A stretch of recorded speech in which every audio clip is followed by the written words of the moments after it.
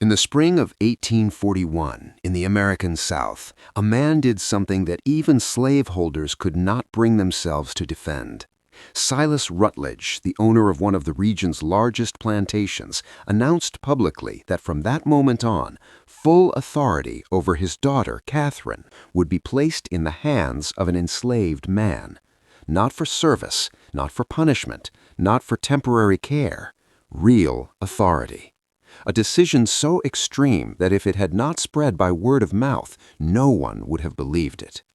In a society where a white woman was considered sacred and an enslaved person was barely considered human, this decision was more than strange. It was an absolute taboo.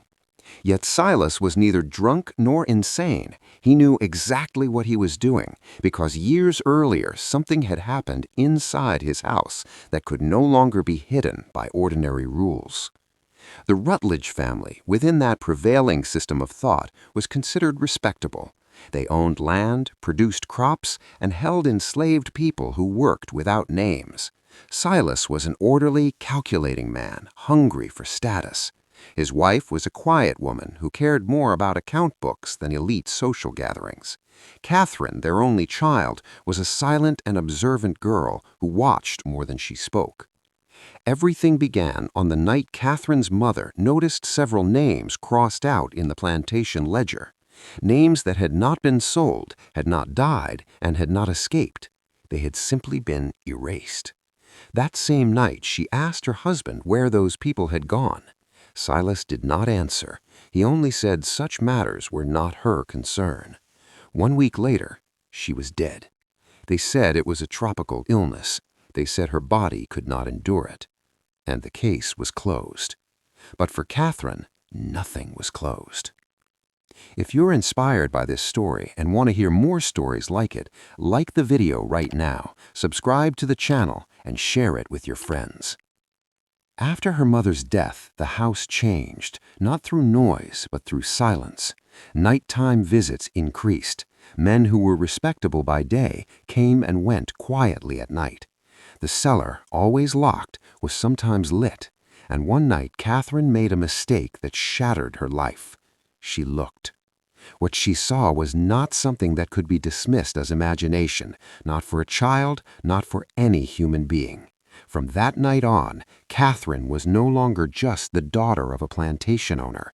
She became a witness, and in such a system, a witness is the most dangerous thing of all. First, they said she was sensitive. Then they said she was delusional. Then they said she was ill. Doctors were brought in, medicines prescribed, sleep enforced, drugs that slowed memory and sealed the tongue. Each time Catherine remembered something from that night, the dosage increased. Slowly, she learned that telling the truth only made the pain worse.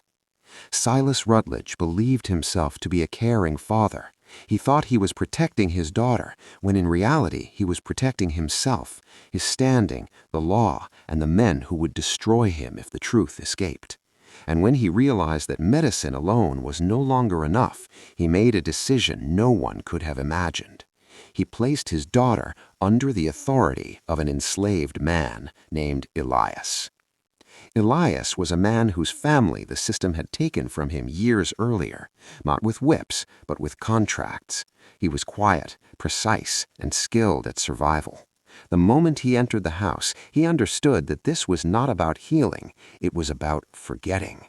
And when Catherine quietly told him, "I am not mad," Elias did not respond, because he knew that some truths, once acknowledged, can no longer be controlled.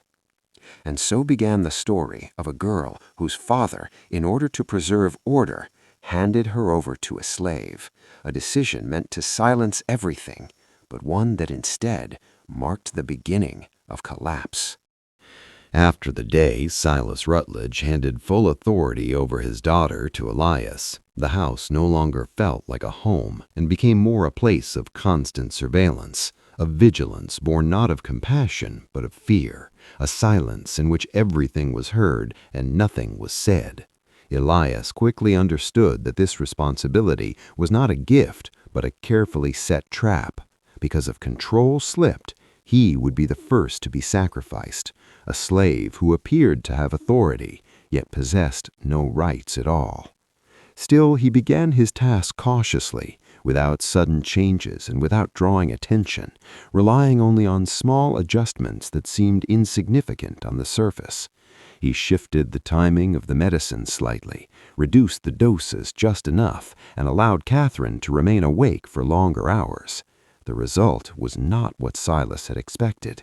Catherine did not grow calmer, but sharper. Her body remained weak, while her mind began to return. Memory did not come back as images, but as sensations: the smell of dampness, the scent of wet wood, the feeling of a place where light refused to stay. Then the sounds returned, slow and deliberate footsteps, voices that never used names and only defined roles. Catherine realized that memory does not disappear when it is suppressed, it only waits for an opening. Elias listened and asked nothing, because he had learned long ago that some truths become more dangerous when spoken aloud. He understood that what Catherine had seen was not merely the secret of one family, but part of a system that erased people and then pretended they had never existed. Silas watched everything from a distance and noticed the changes. He saw that his daughter slept less, trembled less, and observed more. This was not a sign of recovery, but a signal of losing control, because in this society, anyone who remembers cannot be contained. That was why the next phase began. A new doctor arrived from the city, a smooth-talking man with heavy prescriptions, who defined illness not in the body, but in the mind. He claimed that some minds become dangerous when they are too awake, and that deep sleep is the best cure. The medicines increased, and the invisible pressure returned, but this time Catherine knew exactly what was happening. She knew this was not treatment, but erasure, and that awareness transformed fear into anger. She began to write, not to expose anyone and not to seek justice, but simply to survive, to leave something behind in case she herself forgot. Elias helped her, bringing paper, hiding pens, and moving the pages from place to place. This was not rebellion, but an attempt to stay alive. Yet in a world built on forgetting, even survival is treated as a crime. Silas slowly realized that his decision had deepened the crisis instead of silencing it, and that the control he sought was slipping away. He understood that if this path continued, not only his family, but his reputation, his position, and his safety would be threatened. And it was at this precise moment that the logic of the system revealed itself. A system that never retreats, never confesses, and always offers the same answer: elimination. Because in the world of slavery, memory is killed first, and if memory survives, then the human being is next. And this moment has no return, because once the system senses a threat, it discards the law and quietly begins its cleansing, and anyone who stands in its way must either be silenced or disappear.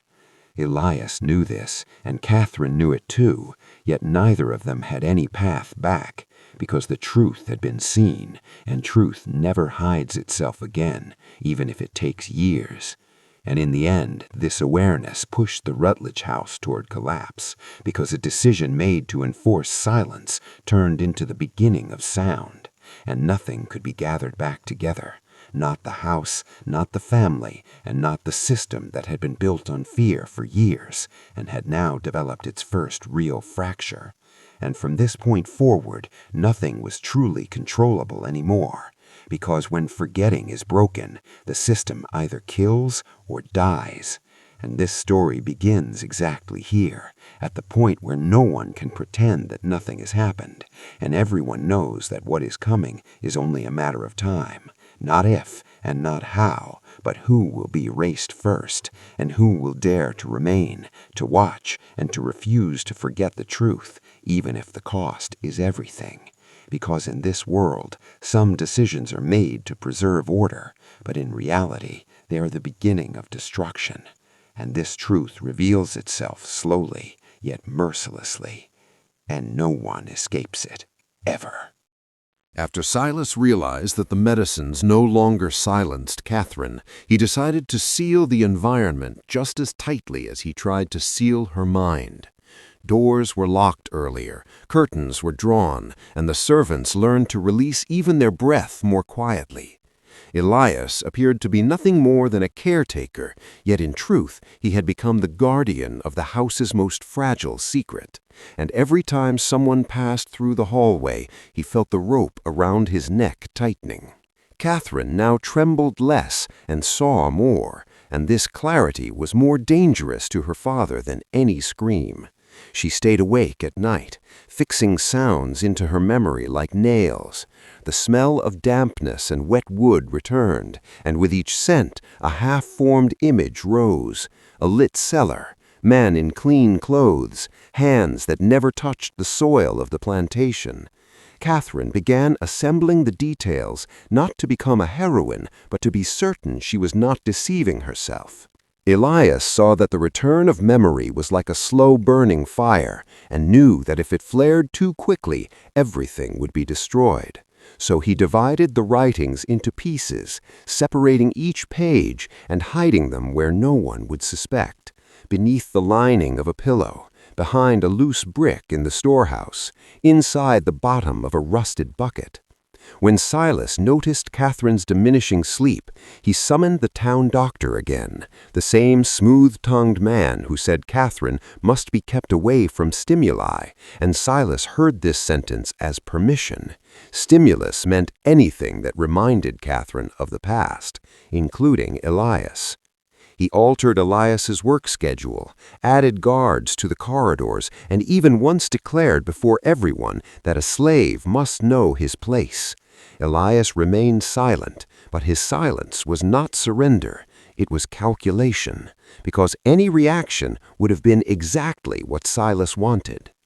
Catherine understood that her father was arranging the stage so that if an accident ever occurred, there would be a ready culprit. So she asked Elias to say one short sentence to her each night so she would know that someone out there was still a witness. Elias replied that witnessing was not enough. One had to leave a mark.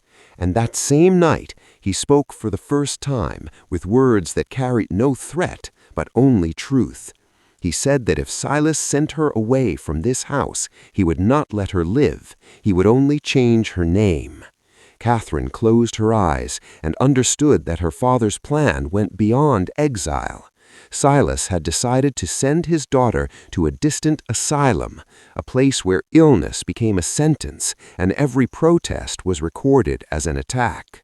The next morning, an unexpected carriage entered the yard, and an empty trunk was placed beside the steps. Silas said kindly that the trip would be short, and Catherine calmly asked whether Elias would come as well. Silas smiled and said Elias would return to plantation work because he was no longer needed. In that moment, Catherine realized they intended to separate her from the last witness. Elias did not lower his gaze, but inside him a plan formed, not for escape, but to carry the truth beyond these walls. Before the carriage moved, he had to remove one of the writings from the house and give it to someone unafraid. Yet in this world, fearless people were rare, and Silas had counted on that. A new guard stood by the door, his eyes sliding over Elias's hands as if searching for guilt. Elias went to the kitchen and, under the excuse of fetching water, stepped into the storehouse, pressed the loose brick, pulled out the folded paper, and hid it in his palm. Then he walked into the yard and noticed a boy who worked for the postman.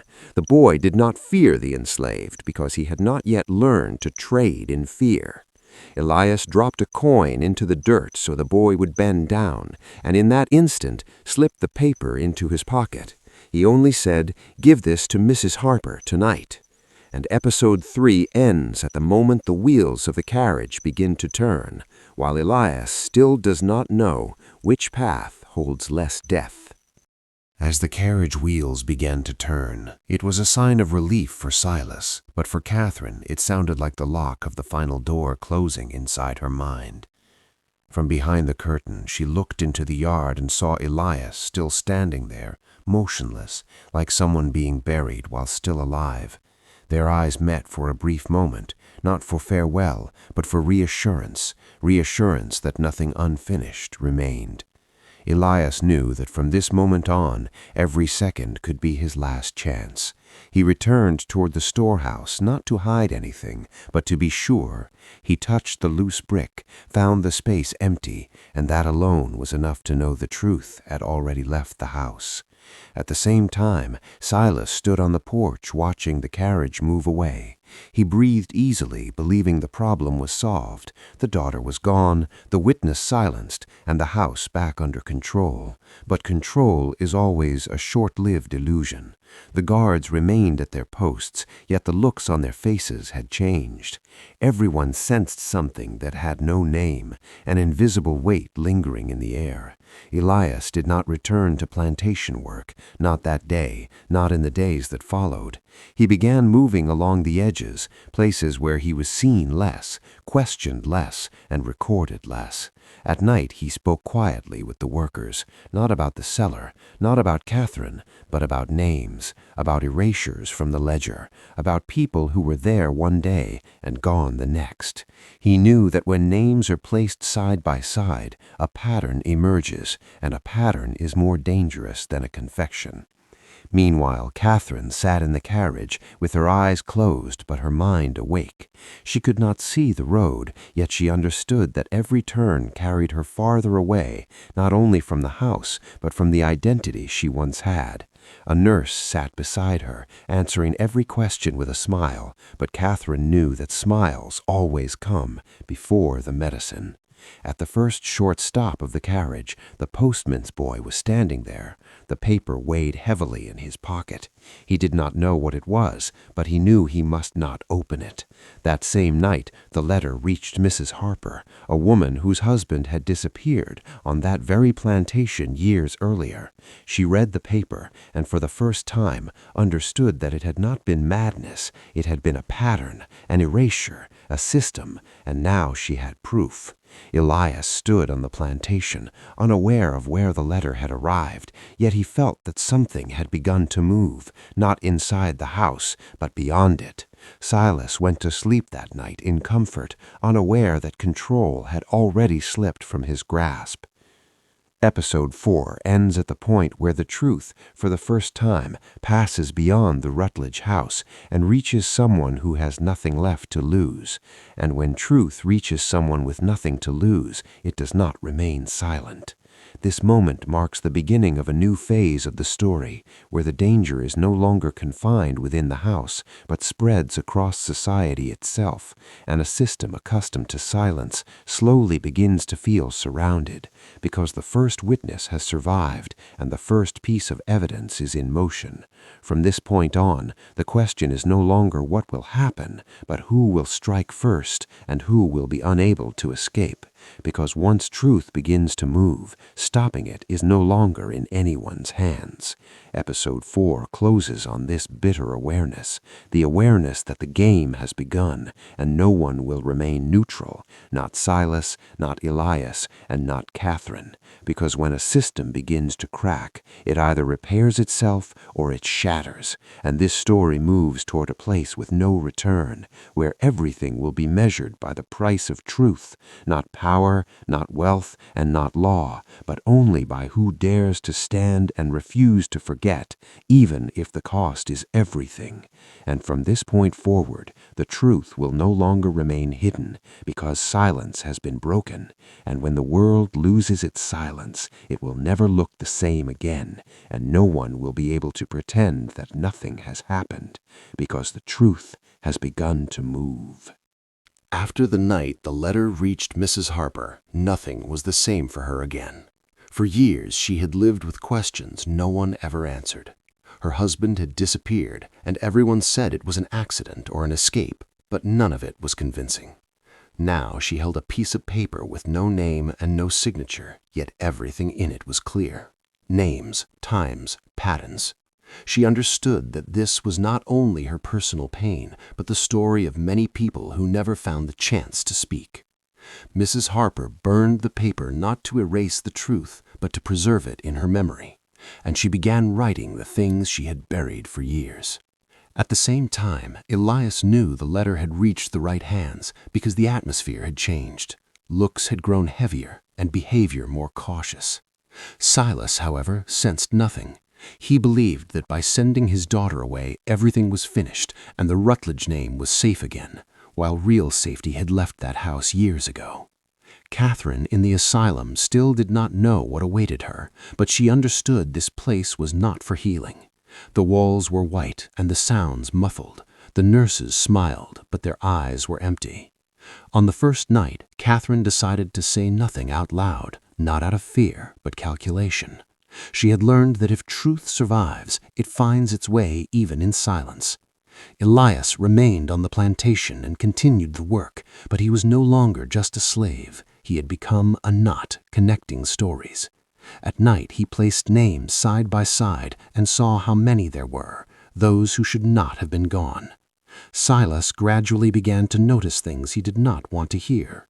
Small remarks, lingering looks, silent questions. He started issuing threats, but the threats no longer worked because when truth begins to move, fear loses its power. Mrs. Harper spoke with several other women, not to incite rebellion, but to compare stories, and they all realized how strong the similarities were. Episode 5 advances to a point where the truth is no longer held by one person, but spread among several, and this is the most dangerous stage for the system.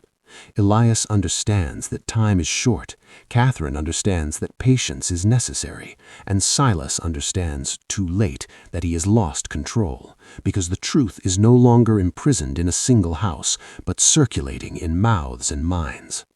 Episode 5 ends in the moment when the system, for the first time, realizes it is not alone, and fear is no longer confined to the hearts of the victims, but slowly begins to return toward power itself. This shift of fear reveals the true meaning of change, because when power becomes afraid, it makes mistakes, and mistakes are the beginning of collapse. Catherine does not smile in silence, but for the first time she feels hope, not for her own rescue, but for all those whose names were crossed out. This story is no longer the story of one family, but of a system that is beginning to tremble, and nothing is more dangerous to it than remembrance. Episode 5 closes with this understanding. When truth gains multiple voices, it can no longer be suffocated. From this point on, every move Silas makes is seen, every silence carries meaning, and every decision may be the last, because the story has entered a phase with no return, and no one can pretend that nothing has happened, because the truth has spread, and when truth spreads, power must either confess or fight. That fight is coming, not with weapons, but with memory and names. And episode 5 ends in this bitter suspense, a suspense that shows time favors those who refuse to forget, even if the cost is fear, threats, and loneliness.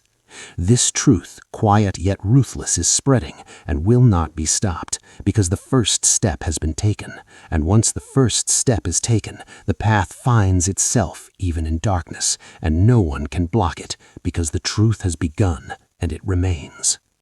After the truth began circulating among several mouths, nothing was reversible anymore.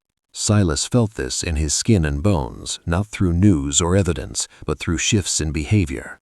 Greetings that grew shorter, looks that no longer turned away quickly, and silences that lasted too long. He understood that society always falls silent before it acts, a silence that is not a sign of ignorance, but of measurement.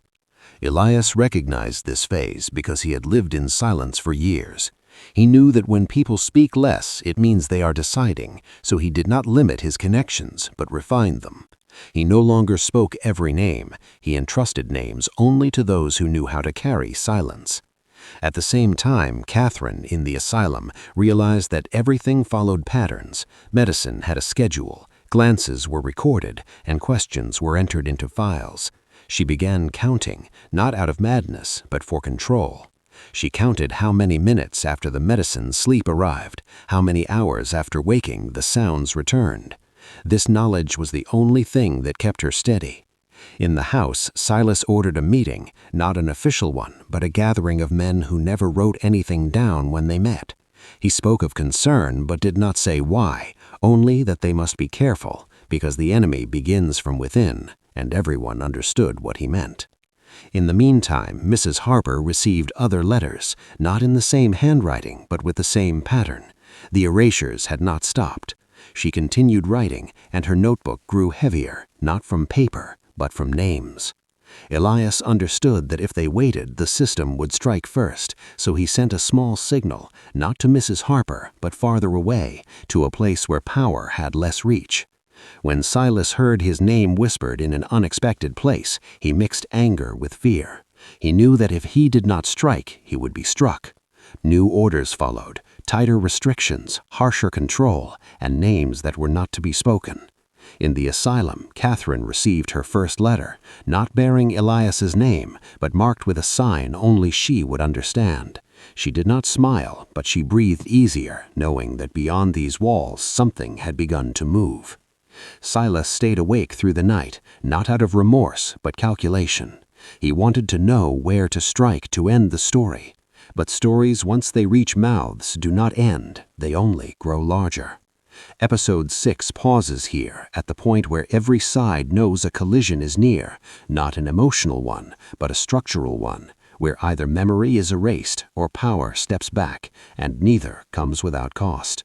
When a system is threatened, it sets the law aside, and this is the most dangerous stage for everyone, not only for the victims, but also for those who were safe until yesterday.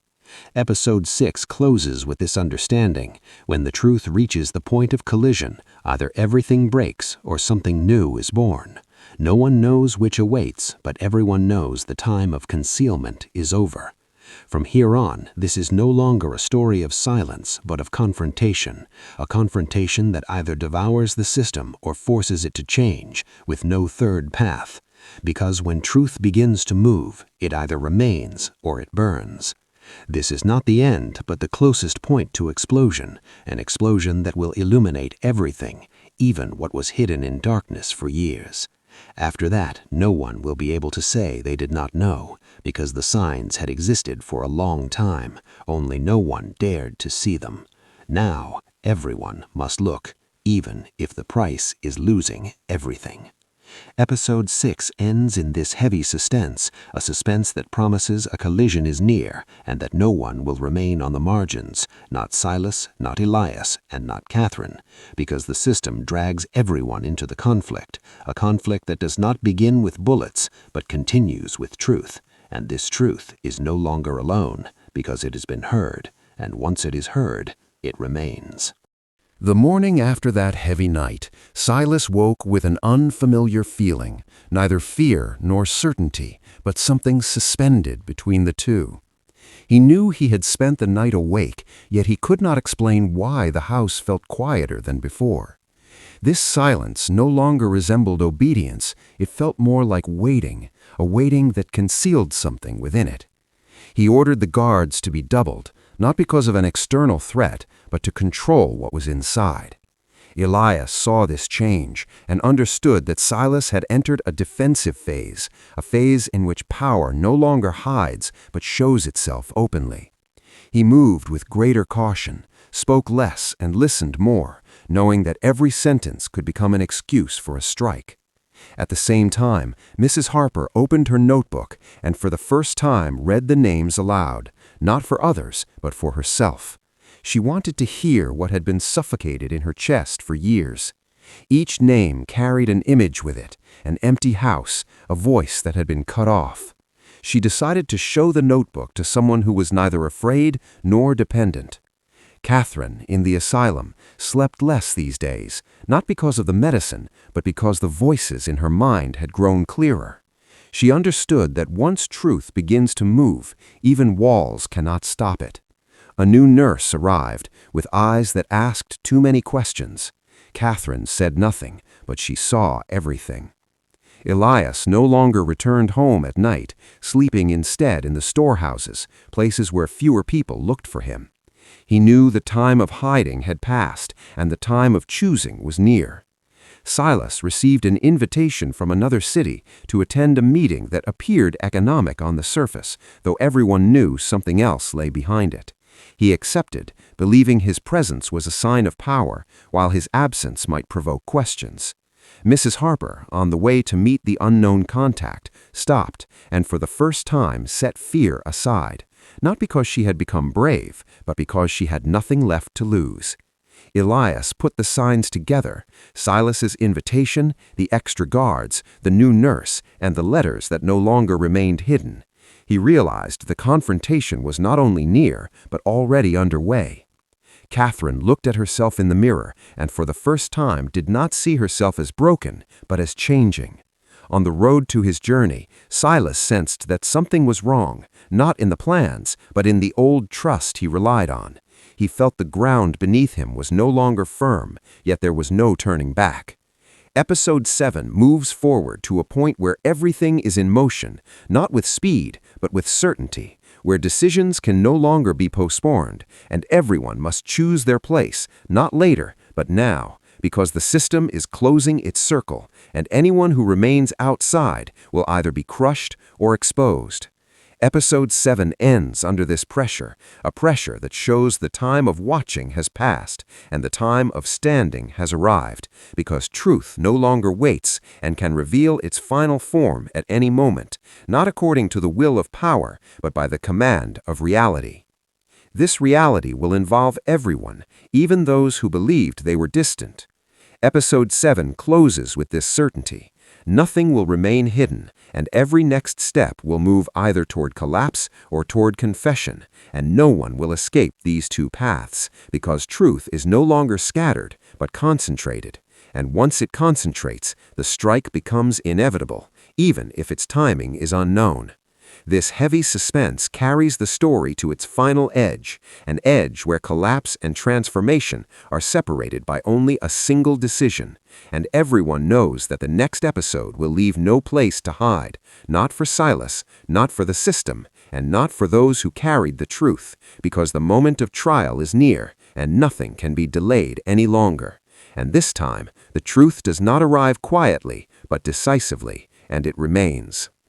On the morning of the meeting, Silas entered the conference building with a calm exterior and a restless mind, a building with tall walls and few windows. He believed he still held control, but the atmosphere suggested otherwise. The men around the table spoke less and observed more, their looks no longer obedient but evaluative. Silas chose his words carefully, yet realized that some names had already circulated in the room, and this was the worst sign. At the same time, Mrs. Harper handed the notebook to someone who had promised not to remain silent, not for revenge, but for record. She knew that once truth is recorded, it can no longer be erased. Elias did not wait on the plantation. He knew that when a system reaches its final stage, witnesses are always the first victims. So he left the plantation not to flee, but to survive.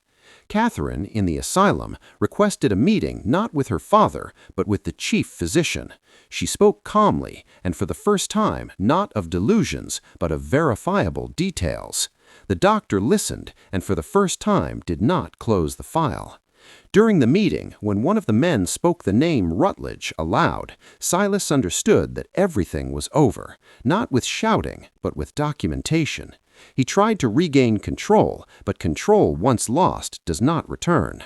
Elias stood in a safe place and for the first time breathed without fear. He did not know what the future would bring, but he knew the truth had survived. When Catherine heard that the case file remained open, her eyes did not fill with tears, because this was not a personal victory. It was the return of voices, voices that were meant to be erased, but remained, and by remaining, created a crack that from this very point changed everything. The story closes here, not because everything has been said, but because there is nothing left to hide, and this is the true end of a system when it can no longer impose forgetting. And in closing, thank you for staying with us until the end of this video. If you would like to hear more similar stories, subscribe to the channel now, like the video, and share your thoughts with us in the comments.